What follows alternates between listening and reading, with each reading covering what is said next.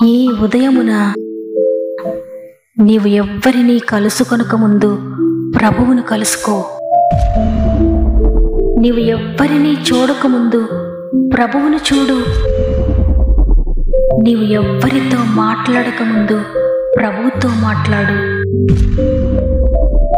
నీవు దేనిని వెదకకముందు ఆయన రాజ్యమును, నీతిని వెదకు.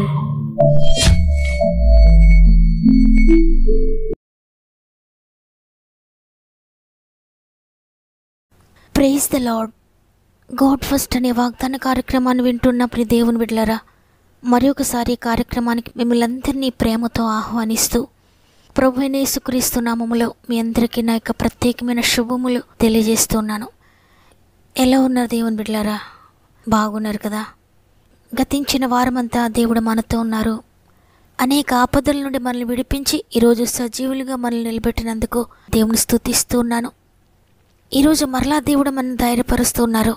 ధైర్యం తెచ్చుకో, నేను నీకు తోడుగా ఉన్నాను, నేను నీ ప్రక్కనే ఉన్నాను, నిన్ను బలపరుస్తాను. నీకెదురుగా ఉన్న దేనిని చూడొద్దు, ఏ సమస్యనో చూడొద్దు, నీకు తోడుగా ఉన్న నన్ను చూడని ప్రభు ఈరోజు నీకు సెలవిస్తున్నారు. దేవుని మాటను ఉన్నదన్నట్లుగా నమ్మండి. దేవుడిస్తున్న వాగ్దానాన్ని ఎత్తిపట్టి ప్రార్థించండి. ప్రార్థన ద్వారా రిసీవ్ చేసుకోండి. ఈ మాటలు వింటున్న మీలో ఇంకెవరికైనా ప్రేయర్ రిక్వెస్ట్ ఉంటే తప్పకుండా నాకు తెలియచేయండి. మీ ప్రతి సమస్యను ప్రభు చేతులకు అప్పగించి మీ అందరి కొరకు ప్రార్థిస్తూ ఉన్నాం. వాక్యం చివరిలో మనందరం కలిసి ప్రతి ఒక్కరి కొరకు ప్రార్థన చేద్దాం. దేవుని హస్తాన్ని కదిపే ప్రార్థన చేద్దాం. మన ప్రార్థన సాతాను గోడలను కూల్చివేస్తుంది. సాతాను యొక్క ప్రతి పన్నాగమును కూడా అణచివేస్తుంది. ప్రతి ఒక్కరికి కూడా విడుదలనిస్తుందని నమ్ముతున్నాను. ఈ మాటల ద్వారా మీరు బలపరచబడుతున్నట్లయితే మీ బంధువులకు, మీ స్నేహితులకు, మీ ఆత్మీయులందరికీ షేర్ చేయండి. దేవుడు మిమ్మల్ని, మీ కుటుంబాలను దీవించి ఆశీర్వదించునుగాక. ఈరోజు దేవుడు మరలా మనతో మాట్లాడుతున్నారు. దేవుడు తన వాగ్దానాన్ని మనకు అనుగ్రహిస్తున్నారు. చూడండి, ఇర్మియా 1వ అధ్యాయము 19వ వచనము. వారు నీతో యుద్ధము చేతురు గాని నిన్ను విడిపించుటకు నేను నీకు తోడైనందున వారు నీపైన విజయము పొందజాలరు. ఇదే యెహోవా వాక్కు. ఆమేన్. ఈరోజు ఈ మాటలు వింటున్న నా ప్రియమైన సహోదరి సహోదరులరా, నూతనమైన వాగ్దానంతో దేవుడు నిన్ను పలకరిస్తూ నిన్ను ధైర్యపరుస్తూ ఉన్నారు. ఈరోజు నిన్ను విడిపించటానికి నేను నీకు తోడుగా ఉన్నాను, భయపడొద్దని. ఈరోజు ఒకవేళ నీవు ఏ శ్రమ గుండా వెళ్తున్నావు, ఏ వేదన గుండా ప్రయాణిస్తూ ఉన్నావు, ఏ భారముతో నడుస్తూ ఉన్నావు, ఏ వ్యాధిని భరించలేకపోతూ ఉన్నావు, ఏ కుటుంబ భారాన్ని భరించలేక, ఏ ఆర్థిక భారాన్ని మొయ్యలేక సతమతమైపోతూ ఉన్నావు, నీ జీవితంలో ఏ భయంకరమైన ఒడిదుడుకులు గుండా నువ్వు ప్రయాణిస్తూ ఉన్నా ఎంత మాత్రం భయపడొద్దు. నీపై యుద్ధం చేస్తున్నది ఎంతటి సమస్య అయినా భయపడొద్దు. నీ కన్నీరు నేను తుడుస్తాను. ఈ కుటుంబ భారాన్ని నేనొక్కడనే మోస్తూ ఉన్నాను, నేనొక్కదాన్నే మోస్తూ ఉన్నాను, ఇక నేను మొయ్యలేను, నేను ఒంటరిగా పోరాడుతున్నానని నువ్వు అనుకుంటున్నావా? కాదు, నీ ప్రక్కన ప్రభువు ఉన్నాడు కాబట్టే, ఆయన నీకు బదులుగా పోరాడుతున్నాడు కాబట్టే ఈరోజు నీవు ఈ విధంగా ఉన్నావు. పూర్తిగా ఆయనపై ఆధారపడితే నీ యొక్క ప్రతి యుద్ధాన్ని నీకు బదులుగా ఆయన చేయబోతున్నాడు. నీకు బదులుగా ఆయన పోరాడి నీ మీద ఎగిసిపడుతున్న ప్రతి శత్రు పోరాటమును ఆయన అణచివేయబోతున్నాడు. వాటన్నిటినీ నీవే జయించబోతూ ఉన్నావు.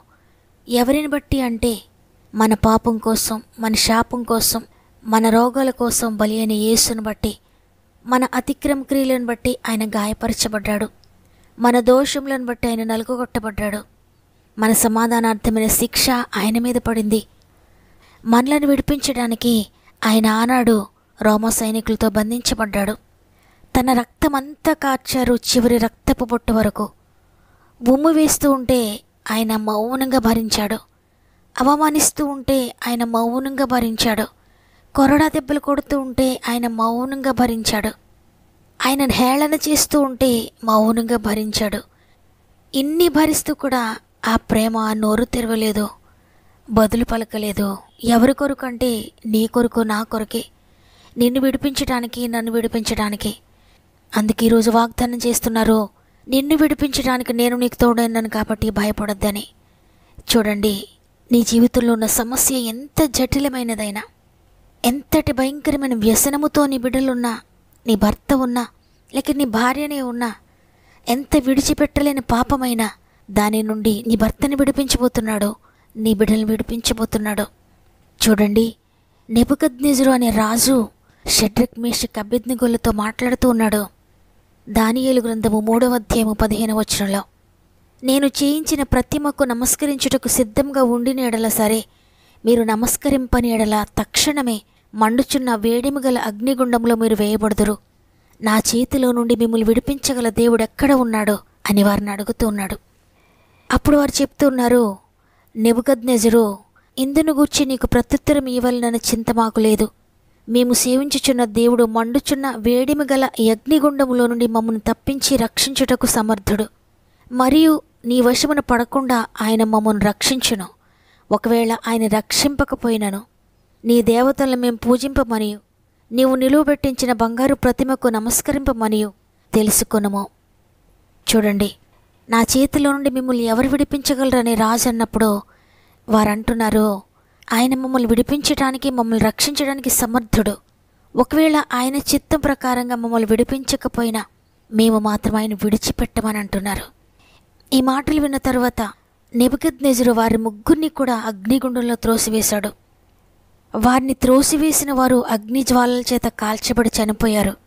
అయితే షడ్రకు మేషకు అబేద్నెగోను వారు మాత్రం వేడిమి గల మండుచున్న ఆ గుండంలో తిరుగుతూ ఉన్నారు. అప్పుడు రాజు ఆశ్చర్యపడి అంటున్నాడు, మేము 3 మనుషులను బంధించి ఈ అగ్నిలో వేసితిమి కదా. నేను 4 మనుషులు బంధకంలో లేక అగ్నిలో సంచరించుట చూచుచున్నాను. వారికి హాని ఏమీ కలగలేదు. 4వ వాని రూపము దేవతల రూపము పోలి ఉన్నదని వారికి ప్రత్యుత్తరం ఇచ్చాను.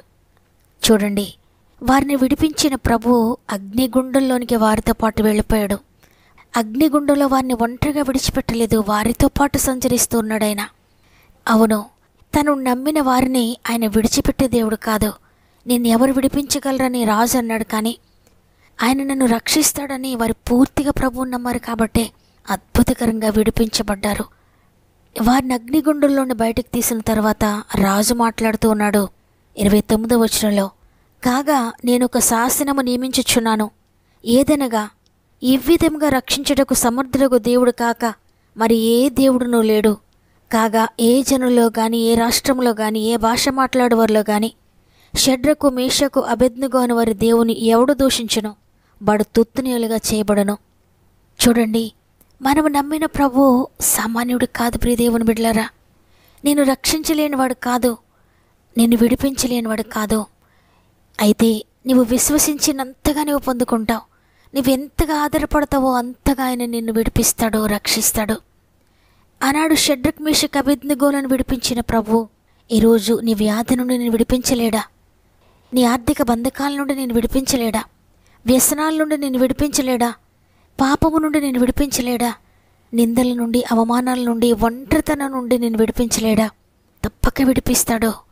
కాబట్టి నన్ను విడిపించడానికి నీవు సమర్థుడవయ్యా, నేను నమ్ముతున్నానయ్యా అని అందరూ కూడా దేవునిపై ఆధారపడండి.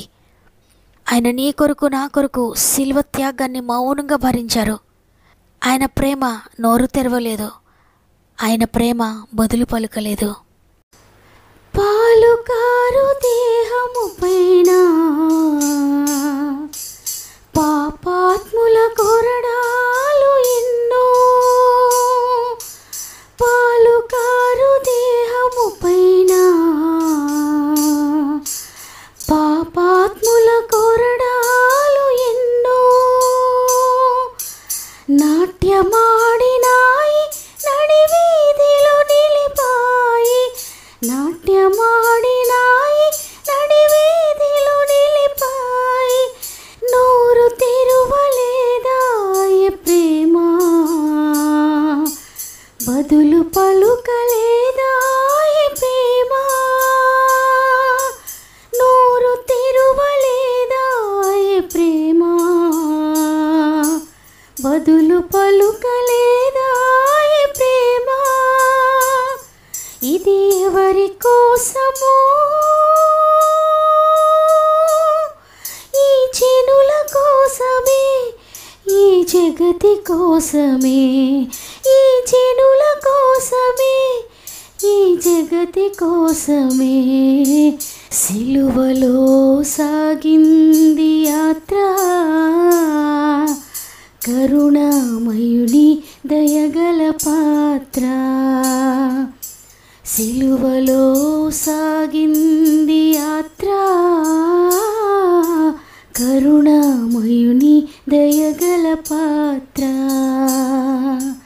కరుణామయుని దయగల పాత్ర. వాగ్దానం నమ్మిన వారందరూ ఒక్క నిమిషం నాతో మోకరిస్తారా? ప్రార్థన చేద్దాం. ప్రేమగల తండ్రి, నీకు వందనాలు. నీ కృపను బట్టి గతించిన వారమంతా మాకు తోడుగా ఉండి నడిపించారు. నూతన వారంలోనికి మమ్మల్ని ప్రవేశపెట్టారు. అందుని బట్టి నీకు కృతజ్ఞత చెల్లిస్తున్నాను. ఈరోజు మమ్మల్ని ధైర్యపరుస్తున్నారే నీ వాగ్దానం చేత. నిన్ను విడిపించడానికి నేను తోడై నన్ను భయపడొద్దని సెలవిచ్చారు.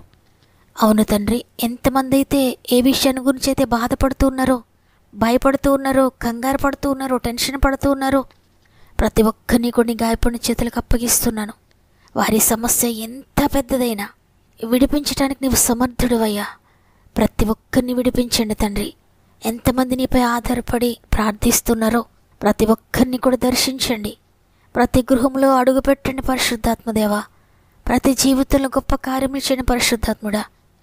వారు ఎదుర్కొంటున్న శ్రమ, శోధన ఏదైనప్పటికీ ఆత్మీయంగా పడిపోతున్న ప్రతి విషయం నుండి విడిపించండి.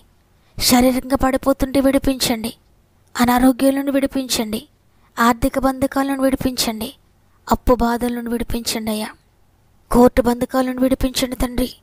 కుటుంబ కలతల నుండి విడిపించండి అయ్యా. ల్యాండ్ సమస్యల నుండి విడిపించండి.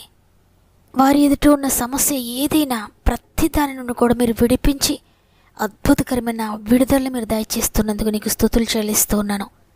ఈరోజు ప్రత్యేకంగా పుట్టినరోజులు, పెండ్లి రోజులు జరుపుకున్న వారందరినీ చేతులు పెడుతున్నాను. ఈ సంవత్సరం అంతా మీరు తోడుగా ఉండి నడిపించండి. ఈ దినమును ప్రారంభిస్తూ ఉండగా ఈరోజంతా మాత్రం మీ కుటుంబానికి తోడుగా ఉండి ఈరోజు అందరూ కూడా నిన్ను స్తుతించి, నిన్ను ఘనపరిచి, నేను సేవించడానికి సహాయం చేయండి. ప్రారంభిస్తున్న ప్రతి పనిలో మీరు తోడుగా ఉండి నడిపించమని యేసయ్య పరిశుద్ధమైన నామంలో అడిగి వేడుకొంచున్నాను తండ్రి. ఆమేన్. ఈరోజు ఈ మాటలు వింటున్న ప్రియ చెల్లి, ప్రియ తమ్ముడు, ఏ బంధకమైతే నేను బంధించి ఉంచిందో దాని నుండి దేవుడు విడిపించబోతున్నాడు. నిన్ను ఈ కట్లతో నువ్వు కట్టబడి ఉన్నావో దేవుడు విడిపించబోతున్నాడు. ఆయన విడుదలను రిసీవ్ చేసుకో. నమ్మిన వారందరూ ఆమెను కామెంట్ చేయండి. లైక్ చేయడం, షేర్ చేయడం మర్చిపోకండి. లైక్ చేస్తూ అనేక మందికి షేర్ చేస్తున్న మిమ్మల్ని అందరినీ దేవుడు దీవించి ఆశీర్వదించునుగాక. దేవుని చిత్తం మీద తిరిగి రేపు కలుద్దాం. అంతవరకు ప్రభు మీకు, మీ కుటుంబాలకు తోడయండి, నడిపించునుగాక. God bless you.